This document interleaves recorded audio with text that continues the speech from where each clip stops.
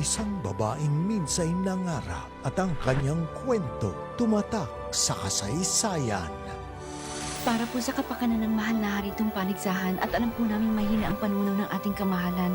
Suong pong ginamit ko dahil pinapalakas nito ang ating tiyan. Saan nanggaling yung napakainam na lasa nito? Inihahandog ng Heart of Asia Channel ang Korean novelang maituturing na nagsimula ng Korean Wave sa Asia. Ang unang nagpatakam sa atin sa lutuing Koreano at nagtampok ng mga tauhang tunay na napamahal sa ating lahat.